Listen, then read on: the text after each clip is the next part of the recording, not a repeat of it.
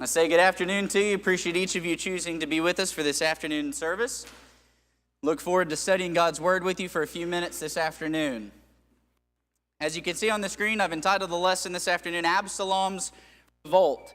And we find the story of a man named Absalom in the book of 2 Samuel, and the story spans about 6.5 chapters or so between 2 Samuel 13 through about 2 Samuel 19 or so. And so obviously with that much material to go from, this is a little bit of a lengthy and in-depth story, and so we're not going to be able to cover every single little detail of the story, but I do want to cover some things that I think are important that we can learn from the story of Absalom, and specifically from his choice to revolt against David as king of Israel. So as we begin, I want to start with 2 Samuel chapter 12, set the stage.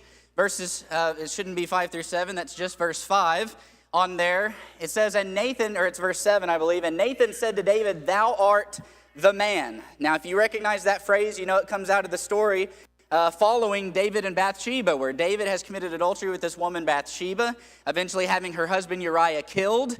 And the prophet Nathan comes before David, and he tells David this story about this rich man and this poor man. And this rich man has a traveler that's going to come stay with him. And the rich man has all these sheep that he could use to feed this traveler, but instead he takes the lamb from the poor man and uses that to feed the traveler. And David gets all up in arms about this and angry about what this rich man has done. And Nathan the prophet looks at him and he says, you, King David, are that man. And David realizes that he has taken from Uriah something that he had plenty of, that God had blessed him with many wives.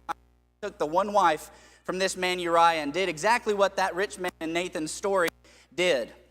After Nathan points that out and David realizes it, Nathan then brings a message from God to David about the consequences that would come from David's actions. Starting in verse 10, it says, now therefore the sword shall never depart from thine house, because thou hast despised me and hast taken the wife of Uriah the Hittite to be thy wife. Thus saith the Lord, behold, I will raise up evil against thee out of thine own house. I will take thy wives before thine eyes and give them unto thy neighbor, and he shall lie with thy wives in the sight of this sun. For thou didst it secretly, but I will do this thing before all Israel and before the sun. And so God, through Nathan, tells David that there's going to be consequences for your choice to commit adultery with Bathsheba and to have Uriah killed. And these are some of the consequences. Now, you remember another consequence was the baby that was born out of that relationship would not survive past a week old. And so David lost a child in that, but he also was promised that the sword would never depart from his house. And that from within his own house and within his own home, God would allow an evil to rise up and to fight against him, to seek to destroy him. And then he gives a very specific prophecy of something that would happen in the future. He says, out of that evil that arises from your own house, God would allow David's wives to be taken from him, just as he took the wife of Uriah, in a very public way. And David, and that action taken against David, would be seen by all of Israel. And we're going to see that in the story over the next few chapters, that come to pass. So as we enter into this story, I want to mention some of the major characters that we're going to talk about. Absalom is King David's son. In fact, he's King David's third-born son by the woman Maacah, David's wife. Tamar is Absalom's full-blooded sister. Okay, so David's daughter and Maacah's daughter. Okay, so Absalom and Tamar are the children of David, and they are full-blooded brother and sister. Amnon is also a child of King David by a different wife.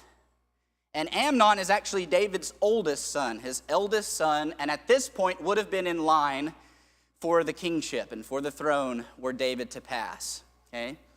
Joab is going to be mentioned several times in this story. Joab is a very faithful commander of David's armies and a loyal friend to David. Ahithophel is an advisor or a counselor of David who defects and the revolt of Absalom, betrays David. And then Hushai is David's advisor and friend who stays loyal to him through this revolt. And those are the main characters that we're going to deal with in this story. There's a lot of other minor characters throughout these chapters. And so I'd encourage you at some point to go read through these chapters in 2 Samuel and kind of fill in the details. But these are the major characters. Hopefully this kind of background will help as we move through the story. In 2 Samuel 13 and verse 1, it says, it came to pass after this that Absalom, the son of David, had a fair sister whose name was Tamar. And Amnon, the son of David, loved her. Now, there's a very awkward, strange, evil thing that happens in this chapter. Now, Absalom and Tamar are full-blooded brother and sister. Amnon is the half-brother to Tamar, David's eldest son. But Amnon takes a liking to his half-sister Tamar. Very evil and wicked thing that he decides to do to her, and he uses deception to get her alone, and then asks her to be with him, and she refuses vehemently and asks him not to carry anything out, and he forces her, attacks her, takes advantage of her, brutally, wickedly, very evil deed. After this, Tamar is very, very distraught, as you can imagine. Verse 19 says, Tamar put ashes on her head and rent her garment of diverse colors that was on her, and laid her hand on her head and went on crying. Now, the garment of diverse colors was a specific garment given to the virgin daughters of King David. And she rent that and tore that and went crying away in mourning and in sadness for the attack and the evil that had just been done to her by her half-brother, who should have been there to watch out for her and to protect her, and did no such thing. Well, as you can imagine, David was not pleased with this, and neither was Tamar's brother, full-blooded brother, Absalom. Verse 21 says, when King David heard of all these things, he was very wroth, and Absalom spake unto his brother Amnon neither good nor bad, for Absalom hated Amnon because he had forced his sister Tamar. Now, unfortunately, as it comes to King David, this is the only reaction that we see that the scripture tells us that David has towards Amnon. David is very angry. He's very wroth about what Amnon has done, but he takes no action. Amnon is not punished. Amnon receives no consequence of his action. David's just angry about it, but does nothing.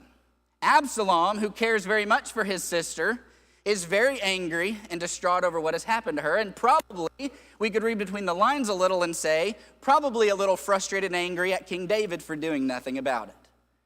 And so Absalom waits 2 years, and over the course of 2 years, he plots and plans a way to get revenge on Amnon. And finally, he finds it. He creates this big feast and invites King David and all his brothers to come to this feast. And King David says, I can't make it. And so Absalom says, well, at least let all my brothers come. And King David says, fine, all your brothers can go. So all the sons of David come to this feast that Absalom has prepared. And Absalom goes to his servants. It says, Absalom had commanded his servants, saying, mark ye now when Amnon's heart is merry with wine, and when I say unto you, smite Amnon, then kill him. Fear not, have I not commanded you? Be courageous and be valiant. And the servants of Absalom did unto Amnon as Absalom had commanded. Then all the king's sons arose, and every man got upon his mule and fled. So Absalom creates this big feast. He invites his half-brother Amnon and all the other brothers that he has for a very specific purpose. 2 years after this act that Amnon had committed against Tamar, for the purpose of killing his brother. And he carries it out. And his servants, he gives them the signal when Amnon's drunk with wine, and they smite or kill Amnon. Now the rest of the sons flee. Absalom is also going to flee, fearing potential punishment for the murder of his brother. A messenger comes to King David because King David at first got word that all of his sons had been killed at this feast. And so he's mourning in sadness that all of his sons are dead. And a messenger comes and says, let not my lord suppose that they have slain all the young men of the king's sons, for Amnon only is dead. For by the appointment of Absalom, this hath been determined from the day that he forced his sister Tamar. And there's your indication that for 2 years, Absalom has been plotting and planning from the day that that happened, a way to take Amnon out. And he finally figured out a way and carried it out. So Absalom fled and went to Talmai, the son of Ammihud, king of Geshur, and David mourned for his son every day. So Absalom fled and went to Geshur and was there 3 years. Now Geshur is the land of Absalom's mother's family, and so Absalom flees to the land of his mother. But David, notice David's reaction towards Absalom. He mourned for his son every day. He longed for a relationship still with Absalom. And notice a trend here. Not only did King David not punish Amnon, but now, despite Absalom being a murderer of one of King David's other sons, he's mourning the loss of Absalom now and not having that relationship with him. Joab, David's faithful commander, realizes that the king's heart is toward Absalom, or longing for Absalom. Now Joab, the son of Zeruiah, perceived that the king's heart was toward Absalom, and Joab sent to Tekoa and fetched thence a wise woman, and said unto her, I pray thee, feign thyself to be a mourner, and put on now mourning apparel, and anoint not thyself with oil, but be as a woman that has a long time mourned for the dead, and come to the king, and speak on this manner unto him. So Joab put words in her mouth. Now, it's been 3 years since Absalom has killed Amnon. David is longing to have Absalom back. Joab sees that day in and day out, and so Joab comes up with this plan, and he hires this woman to come in and go before David, and she tells King David this story. She says, I have 2 sons, and one of them killed the other. And of course, it's a very similar story to what has happened in David's own family. And she says, one has killed the other, and now everybody else is demanding vengeance on the one son that committed the murder, but I don't want to lose him. He's my son, so I want you to protect him. Is there something you can do to save him and protect him from the vengeance that people want to carry out? And King David goes to her aid and says, if anybody tries to do anything, come to me and I'll take care of it. And then she calls him out and she says, look, if you're willing to do that for me, why won't you do it for your own son, who's in exile, has been in exile for 3 years in the land of his mother? Why won't you reach out to him and restore your relationship with him? And the king looks at her and says, did Joab put you up to this? Basically, saw right through it. And she said, yes, I can't lie. Your servant Joab told me to say this. And so he calls Joab in and he tells Joab to go get Absalom and to bring him back to Israel. So Joab arose and went to Geshur and brought Absalom to Jerusalem. And the king said, let him turn to his own house and let him not see my face. So Absalom returned to his own house and saw not the king's face. And so King David allows Absalom to come back to Israel after 3 years, but he's not ready to see Absalom face to face. And so he instructs Joab to not bring him to David's house, but to allow him, of course, to live in his hometown again. So for 2 years, Absalom is living back in Israel, but still hasn't seen King David. Finally, Absalom calls to Joab and asks Joab to go to the king and to ask the king to let him come before him. And basically, Absalom's reasoning is, look, if the king wants to punish me for what I did, then let him punish me. If he wants me to be dead, let him put me to death. But if not, let's restore this relationship and let him show me forgiveness, essentially. So King David, or Joab, came to the king and told him, and when he had called for Absalom, he came to the king and bowed himself on his face to the ground before the king, and the king kissed Absalom.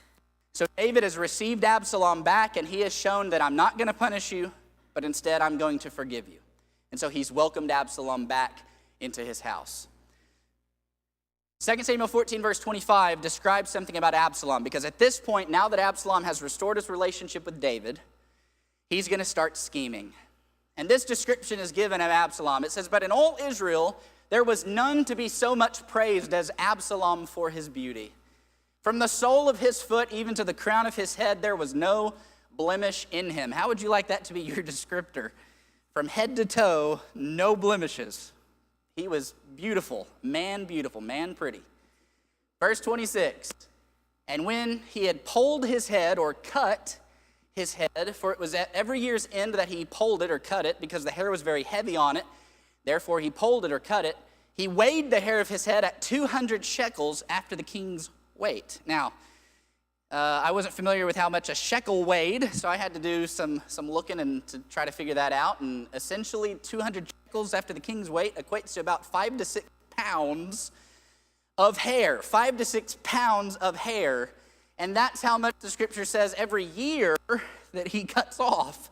So his hair is growing at an exponential rate and has got the thick, but there's a reason he's man pretty. Evidently, it's the head of hair that's fantastic that shows his beauty. Now, most likely, here's an interesting fact that will come into play later in the story, I promise. Most likely with that much hair, and especially being a member of the royal family, Absalom would have worn that hair up on top of his head in a sort of a wrap deal, sort of to resemble a crown. Sometimes there were jewels or gold dust or other things that were put in the hair, and it was supposed to look very royal and very majestic, okay? So if you can imagine Absalom for a minute, and through the rest of this story, imagine that big head of hair. It's going to come into play a little bit later. So this is who Absalom is. Now, Absalom, he's got that outward beauty, but he's also got charm. He's got the personality to work with people and get people to follow him. So 2 Samuel 15 and verse 2, it says that Absalom, actually before verse 2, I didn't put it on here, but verse 1 basically says that Absalom, from that point on that David had forgiven him, he hired 50 men to walk around him and in front of him everywhere he went, and he got chariots and horses and all of that. So he was making himself look very royal, as if to say, hey, Amnon's not here, I'm next in line, I'm going to be the next king. All right? And David doesn't thing. He just thinks that that's, praiseworthy of David's name that Absalom's doing these things. And it's not so much. Verse 2 says, Absalom rose up early and stood beside the way of the gate, and it was so that when any man that had a controversy came to the king for judgment, then Absalom called unto him and said, of what city art thou? And he said, thy servant is of one of the tribes of Israel. And Absalom said unto him, see, thy matters are good and right, but there is no man deputed of the king to hear thee. Absalom said, moreover, oh, that I were made judge in the land, that every man which hath any suit or cause might come unto me, and I would do him justice. Now, he's standing outside of the king's house, and any Israelite that has an issue or a matter that they want the king to resolve for them, he stops them before they get to the king, and he says, look, where are you from? What you here for? Oh, man, if I were the judge, if I were able to help you, I would totally be on your side because you're right, and you're just, and everything that you're saying, and he basically tells that story to everybody that comes up. And in this way, he's catering favor with all the people and making a play for the kingship. Verse 6 of chapter 15 says, on this manner did Absalom to all Israel that came to the king for judgment. So Absalom stole the hearts of the men of Israel. And it's working. His charm and his beauty is paying off. And people are flocking to him. And they're wishing that he was the judge in Israel. And that he would give them the justice and the things that they want. 2 Samuel 15, 12, and 13. Absalom is ready to make his play. It's been about 4 years since he's come back and been restored. He has spent 4 years working on this plan to take the kingdom. So Absalom is not a dummy. He doesn't immediately try to do it the first week he's back. He takes his time, he wins the favor of the people, and then he lies to David and he says, I made a vow to God that I was going to go to Hebron and I was going to worship him. And I need to go take care of that vow. And so David says, go, worship. But instead of going to Hebron to worship God, Absalom actually uses that opportunity away from David to organize his forces and to take an army that is ready to take Jerusalem from David. And Absalom sent for Ahithophel, the Gilonite, David's counselor from his city, even from Shiloh, while he offered sacrifices. And the conspiracy was strong, for the people increased continually with Absalom. And there came a messenger to David saying, the hearts of the men of Israel are after Absalom. So he has used this opportunity away from David. He's organized his forces. He's sent messengers all across Israel to let them know what he's doing. And he's even gained Ahithophel, David's counselor and advisor. And he has joined the revolt of Absalom. Now David gets word that this is happening. And he decides the best course of action is to flee. Verse 14 says, David said to all his servants that were with him at Jerusalem, arise and let us flee. We shall not else escape from Absalom. Make speed to depart, lest he overtake us suddenly and bring evil upon us and smite the city with the edge of the sword. So David gets the rest of his sons, his servants, and he has about 600 soldiers along with his personal bodyguards and things with him. And they all leave his house in Jerusalem and they go basically and start wandering around in different places without a place to really call their own. He leaves 10 concubines behind at his house to take care of the palace and that sort of thing while they're gone. 2 Samuel 15 and verse 30. We see David, and there's some other details in there that you're going to go read to pick up some of the extra stuff. But David wanders around. There's some people that yell at him and curse him. There's other people that bring him food and that help him. But he encounters a lot of other minor characters along the way. But then he gets to where he wants to go, and it's Mount Olivet. And it says, and David went by the ascent of Mount Olivet and wept as he went up and had his head covered, and he went barefoot. And all the people that was with him covered every man his head, and they went up, weeping as they went up. And one told David, saying, Ahithophel is among the conspirators with Absalom. And David said, O Lord, I pray thee, turn the counsel of Ahithophel into foolishness. Now, David, I want you to recognize his attitude and his reaction to all that's taken place. The rebellion and betrayal of his son. He's had to leave his palace, and Absalom's heading there with an army. Very well might be losing his kingship. And instead of being angry, instead of blaming anybody, instead of saying, let's get an army together right now and let's go try to take this guy out, he's crying, he's weeping, he's covering his head as he approaches the top of the Mount Olivet, in which he is going to worship God. And he goes barefoot to endure some physical pain and some suffering and to show his humility as he walks up the mount with his head covering, weeping, and all that are with him are doing the same thing. And when he gets to the top of that mountain, he worships God. He prays to God and he worships God. Now that's important to recognize that in the midst of the storm that David's facing and going through, he was not angry, he was not blaming, he was mournful, he was humble, he was worshipful, he was faithful to God, to his God that had carried him through so many things. He gets word that his counselor Ahithophel has betrayed him. And he prays to God that please make Ahithophel's counsel foolishness so that Absalom can't win. Now David, while he's at this mount, is going to be joined by another friend, Hushai. Now Hushai is another counselor and friend, but Hushai comes and he wants to be with David. And David says, you know what, Hushai, you can actually help me more if you go basically be a double agent. Go to Absalom and tell Absalom that you're with him and that you're joining him and you're no longer with me. And then anything that Ahithophel says to do, tell Absalom to do the opposite. And then send word to me. There were a couple of priests there. Zadok was one of the priests that were there in Jerusalem where Absalom was going to be. And that priest, along with the other priest that I can't remember the name of, had two sons. Abiathar is the other priest. And I think their sons were Jonathan and somebody else I can't remember. But those two sons were there to kind of take messages back and forth. So Hushai's job was to play the double agent, get some information from Absalom, try to steer it the right direction, and then send the priest's sons to go let David know what was going on. Hushai agrees to do this, and he goes and he joins Absalom's camp. Then Absalom said to Ahithophel, give counsel among you what we shall do. And Ahithophel said unto Absalom, go in unto thy father's concubines, which hath left to keep the house, and all Israel shall hear that thou art abhorred of thy father. Then shall the hands of all that were with thee be strong.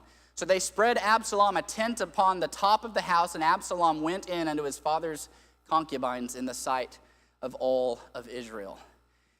Now, Absalom is wondering what he needs to do to take care of David and to actually, destroy his father and take the kingship. And he's gotten David's counselor Ahithophel to betray David and come to his camp. So he says, Ahithophel, what do I do? Ahithophel said, David left 10 concubines. Now, a concubine, understand that according to the law, a concubine did not have the same status as a full-blown wife, but they were still considered basically married.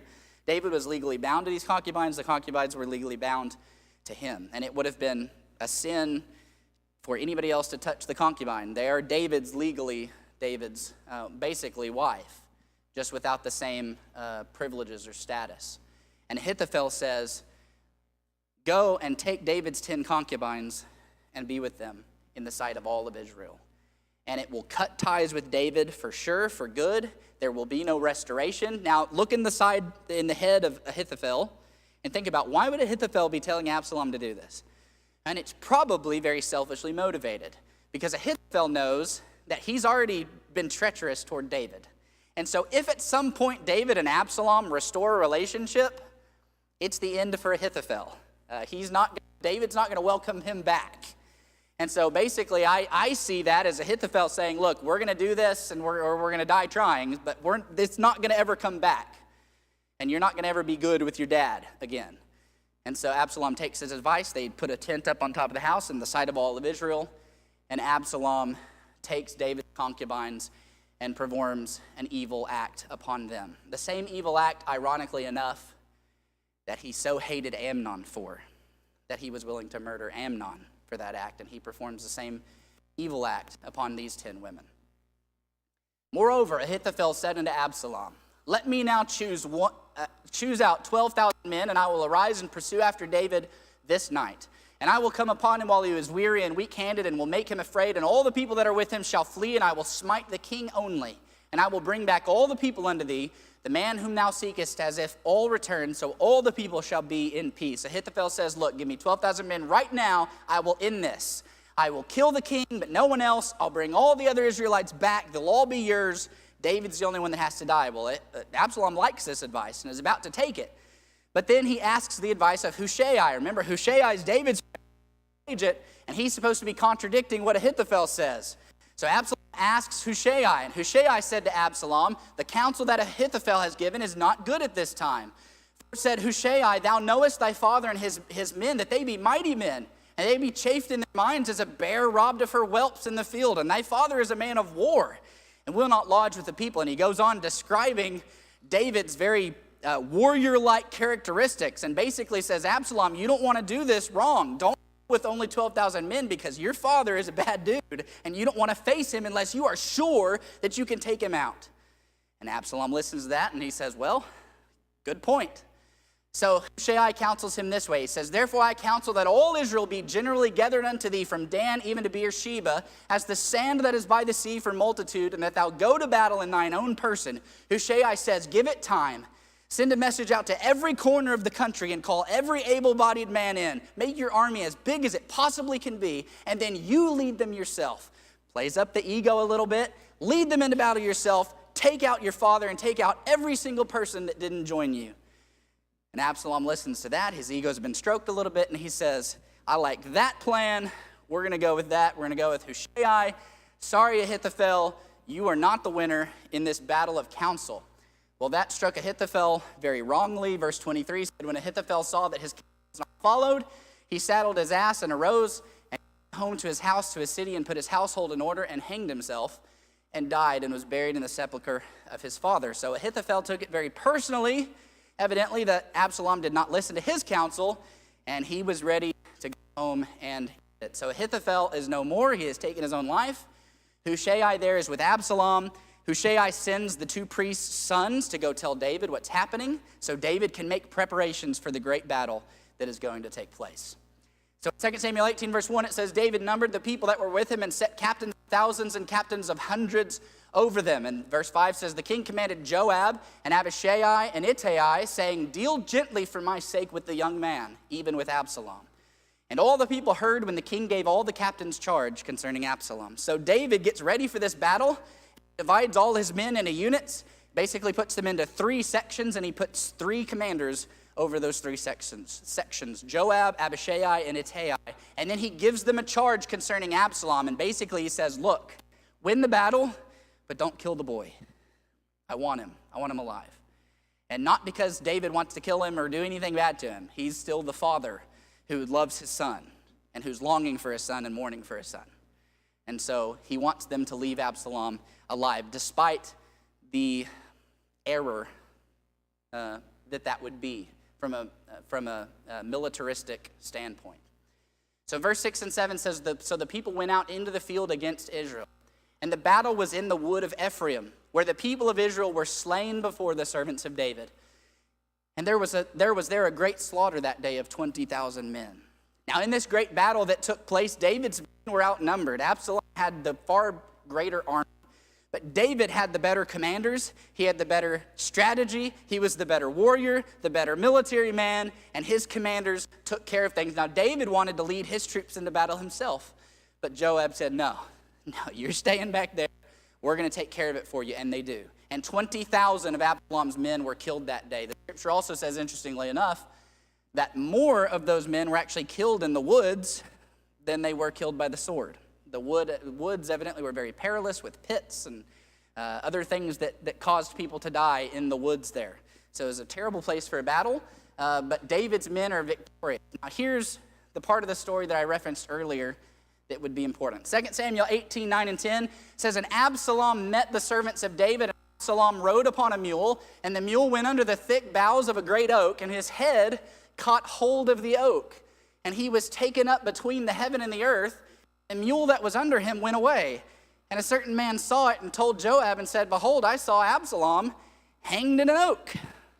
And so Absalom runs into some of David's warriors and turns to flee the other way on his mule. And that big old gigantic 5 pounds of hair that's up there gets caught in an oak tree. And he's stuck there in an oak. And the mule keeps going. And so now he's hanging between heaven and earth. And he's hanging there, unable to do a thing. And one of Joab's men sees him hanging there in the oak tree. Doesn't do anything but runs back to Joab. Says, Absalom's hanging over there in an oak tree. And Joab said, did you kill him? The servant said, no. I heard David said, keep Absalom alive. You could pay me this amount of money and I wouldn't go kill him. And Joab said, well, forget this. Then said Joab, I may not tarry thus with thee. And he took 3 darts in his hand and thrust them through the heart of Absalom while he was yet alive in the midst of the oak. And 10 young men that bare Joab's armor compassed about and smote Absalom and slew him. And so Joab, despite the instruction from King David to keep Absalom alive, Joab really makes the right call here and takes Absalom out. And he does it himself, and he's going to take full responsibility for that decision. So Absalom is dead. His warriors, his army is disbanded. They all go back to their tents. They're not sure what to do now. Their big-haired, beautiful leader is dead, and so they're not sure what to do with themselves. A messenger goes and tells King David that his son had been killed, but that the victory was won. Verse 33 says, "The king was much moved and went up to the chamber over the gate and wept. And as he went, thus he said, O my son Absalom, my son Absalom, would God I had died for thee, O Absalom, my son, my son." And so David is mourning the treacherous betrayal son that has put all of this trouble in his life, and David is mourning for him, loves him, is sad that he is dead. Joab is going to come and speak to the king because the king is in his chambers crying about Absalom's death, despite the fact that they've won a great victory over his enemy. And Joab came into the house to the king and said, "Thou hast shamed this day the faces of all thy servants, which this day have saved thy life, and the lives of thy sons and of thy daughters, and the lives of thy wives and the lives of thy concubines, in that thou lovest thine enemies and hatest thy friends. For thou hast declared this day that thou regardest neither princes nor servants. For this day I perceive that if Absalom had lived, and all we had died this day, then it had pleased thee well. Now therefore arise, go forth, and speak comfortably unto thy servants, for I swear by the Lord, if thou go not forth, there will not tarry one with thee this night. And that will be worse unto thee than all the evil that befell thee from thy youth until now." Then the king arose and sat in the gate. And they told all the people, saying, "Behold, the king doth sit in the gate." And all the people came before the king, for Israel had fled every man to his tent. Now I love the speech that Joab gives to David. He says, "Get a hold of yourself. We won a great victory.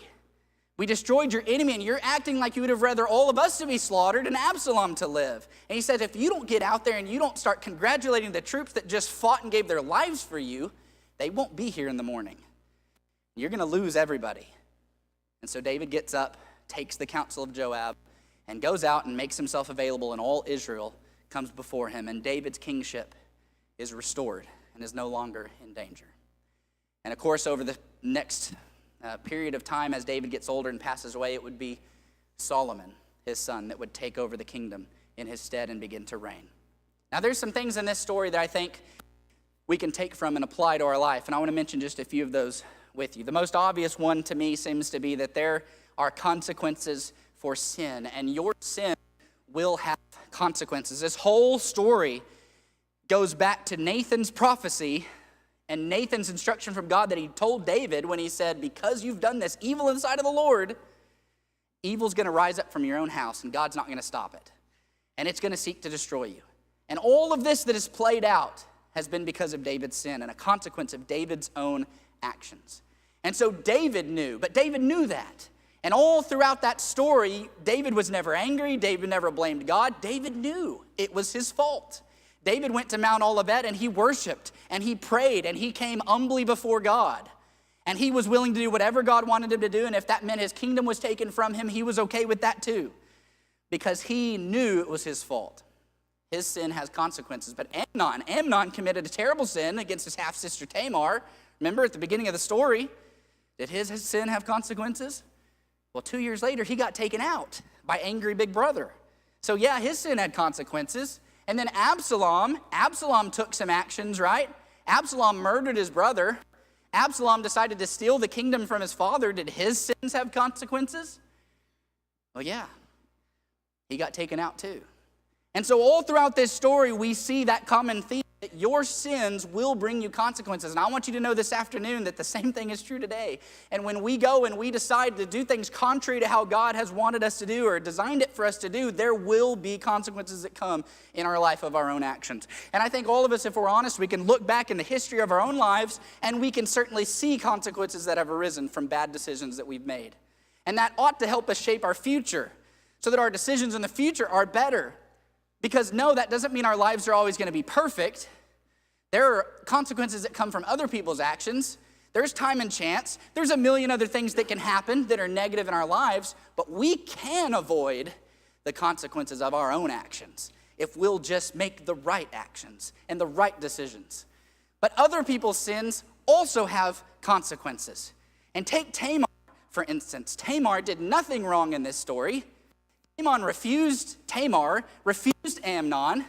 Tamar didn't want any part of what Amnon wanted to do, and yet it was forced upon her. And she had to live with consequences of somebody else's decision of her life. She also had to live with the consequences of King David, her father, not seeking justice on her behalf.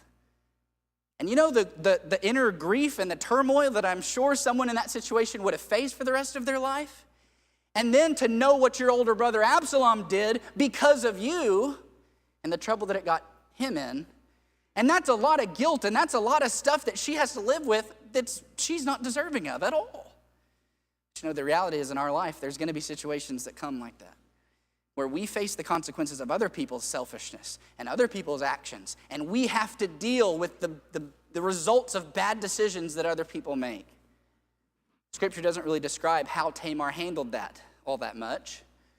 But I want to tell you, I believe the Scripture teaches that the way that you handle that is by trusting in God, by remaining faithful in God, by seeking wise counsel, and by working through those things. And yeah, it'll be a process to work through those things, but you do the very best that you can. And you work through it, and you keep your belief, your faith, and your trust in the God that created you and who's been faithful to you, and you remember that it's not your fault, and you don't feel guilt, but you work through it, and you walk through whatever comes in your path. And that's what Tamar should have done, and hopefully Tamar was able to do. And when we find ourselves in that situation where we're dealing with the consequences of somebody else's actions, that's what we have got to do as well. I think we can learn that revenge will turn us into the very thing that we hate. That's what we saw with Absalom. He hated Amnon for the evil, wicked thing that he did, and then later in the story, Absalom became the very monster that he sought to put down. And that's what revenge will do to us, because revenge turns us into the monster. We're no longer the victim. We become the perpetrator. We become the one now doing the evil deed, now committing the wicked things. And we'll look in the mirror one day and we'll find ourselves staring at the same evil and the same wickedness that we once so despised. Vengeance is mine, saith the Lord. I will repay. Don't let revenge be a part of your thought process. Things are going to happen to us. People are going to offend us. People are going to do things to us. People are going to hurt us. People are going to betray our trust. There's going to be situations like that in your life, but revenge is never the answer. Stay faithful, stay true to God, walk through that, trust in Him, and your life will be better for it. I think we can learn some things about relationships from this story. There's a lot of relationships, right? Most of these people are connected either by blood or by long-term friendships and counselors. Some things about relationships I think we can learn. Be careful who you put your faith in. All of the major characters put their faith in somebody wrong at some point in the story. David put his faith in Absalom. Didn't punish him, trusted him, didn't see what was happening for 4 years under his very nose because he trusted the wrong person. Probably a lot to do with the fact that it was his kid. And he overlooked a lot of obvious signs I'm sure that he would have noticed if it was anybody else. But he turned a blind eye because it was his own child. The fact of the matter is, if we do that, we'll find ourselves on the wrong end of that trust or that betrayal, just like David found himself. Amnon put his trust in the wrong person, put it in Absalom too, and went to the feast and got drunk and then died. Absalom put his trust in the wrong person, remember? He allowed Hushai to come and to stroke his ego and get in his camp and then play the double agent. He put his trust in that. So we're happy that he did, but he put his faith in the wrong person, led him down the wrong path that he was trying to go. So be careful who you put your faith in. Be careful who you're trusting. And first and foremost, I would encourage you to put your faith in God and in God's word above any person. Next to that, the people that you put faith in, that you put trust in, and that are closest to you in life, make sure that they listen to that. And that you're not turning a blind eye that you should be watching out for of betrayal, or of them not having your best interest at heart, or of them really seeking bad things or negative things for you. Make sure that people that you put faith and trust in have earned it. A real friend speaks truth no matter what. Joab, multiple times through this story, comes to King David and tells King David exactly what he needed to hear, though it would not have been the comfortable conversation to have. And he's the king. I mean, above all that, he's not just a friend, he's the king. And Joab is willing to go have those hard conversations, the last one being my favorite, where he says, you've got to get up, and you've got to stop wallowing in self-pity and go tell your troops thank you for fighting for you. And David listens to the wise counsel of his friend. A true friend or a real friend speaks truth no matter what. And it's going to be uncomfortable conversations we have to have with each other sometimes. But if you're really my friend, you should be willing to have the hard conversation with me.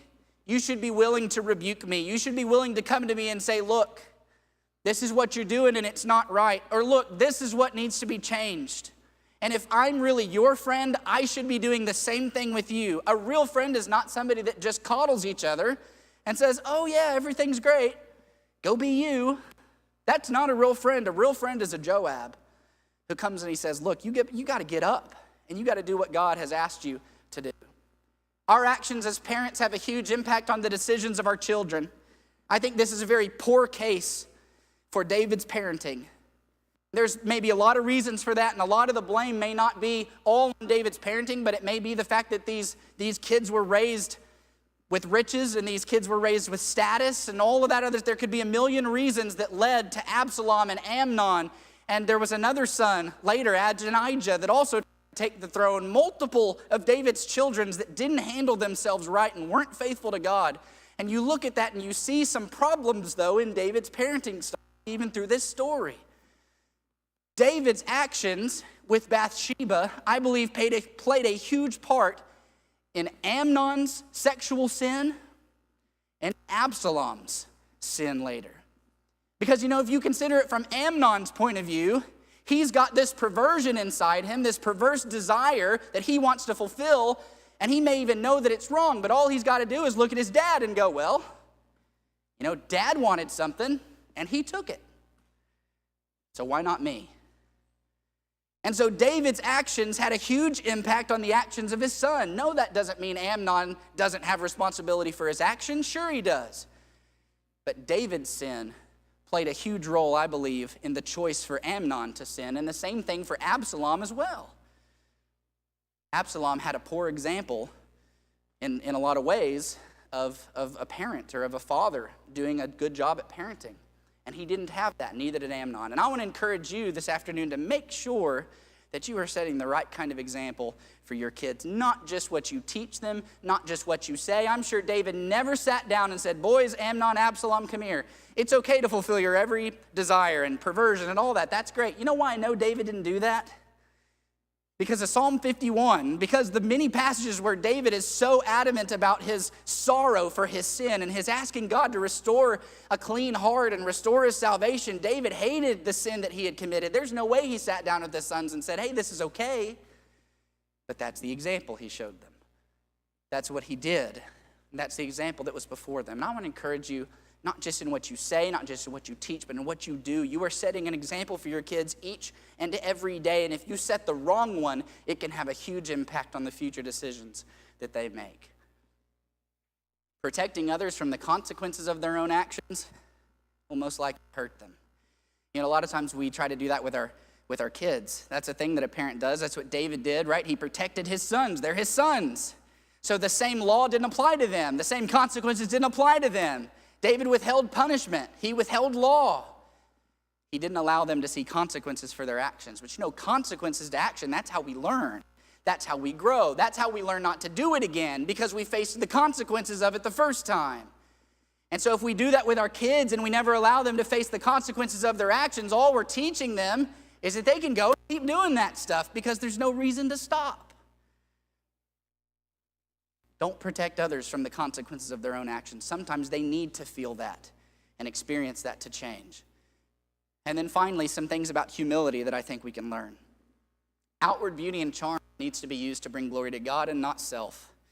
Absalom used his charm and used his beauty to curry favor with the people, to then use in a revolt against his father, the king. He tried to take the kingdom before it was his to take.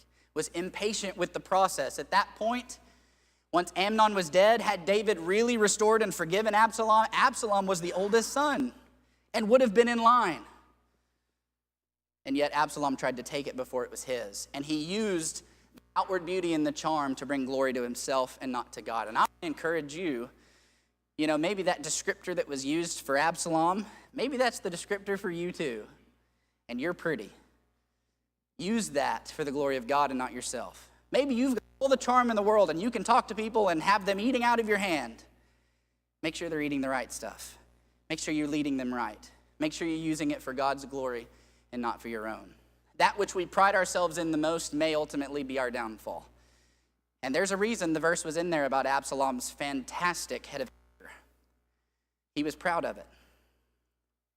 And yet that was the very thing that caught him in that tree and led to his demise and his death. Sometimes we're very proud of things about ourselves. We have aspects of ourselves maybe that we think are better than other people, or we think that are our strongest attributes. So we're very proud of those things. But if we let ourselves be prideful about those things, very likely those will be the things that cause us to fall. Pride goeth before destruction, a haughty spirit before a fall. It's exactly what happened to Absalom. So I want to encourage you not to allow pride to enter the equation. And finally, I want you to recognize that acknowledging, confessing, and repenting of sin will always be better for you in the end. Always. David committed sin. David faced consequences of sin. But David faced it like a godly man does. He took it. He recognized it was his own fault. He acknowledged his own sin. He confessed that sin to God. He repented of that sin, and he showed that repentance on Mount Olivet. When he went up into that mountain with his head covered, barefoot, crying and weeping, going and praying to God and worshiping God, and being okay with whatever the outcome was because he knew it was his fault. But in the end, you know what happened?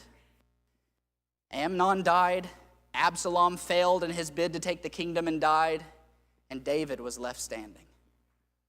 David was left standing because of his humility before God, because of his willingness to walk through the consequences and endure the results of his own action. And at the end of the day, he was the one left standing. And I want you to know that whether you're facing consequences of your own or you're facing consequences brought on by somebody else's actions, if you will walk through those things the way the scripture is laid out, if you will walk through them with faith and with trust, then you will be left standing at the end. Life may not always be roses, it may not always be pretty, but you will be left standing, because at the end of this life, if you walk with endurance and with faith, then at the very least, if those consequences, those hardships last until the very day that you die from this earth, you will still be left standing in eternity to reap the reward of humility and of faithfulness to God. And I want to encourage you to do that, to walk through life's trials and consequences and do it with faith and with an acknowledgement of your sin. James 1 verse 12 says, "Blessed is the man that endureth temptation, for when he is tried, he shall receive the crown of life which the Lord hath promised to them that love him." This concludes the lesson of the afternoon. I hope that you have taken some things from this story that perhaps can help you. And I hope that you'll make some application to this and not make the same mistakes that Amnon made, not make the same mistakes that Absalom made, not even make the same mistakes that David made. But if you do, handle it the way David handled it. Handle it by acknowledging, confessing, and repenting of your sin. Walk through it. Endure to the end, and that crown of life will be there waiting. We'll be standing. We'll be the ones victorious in the end. If you're here and you're not a member of the Lord's church, we offer you an opportunity to come be a part of it in baptism. If you are a member of the Lord's church, but maybe we can help you by praying for you or praying with you, help you to get past some sin or some issue that you may be having, we're more than happy to do that. Won't you come as we stand and sing the invitation song?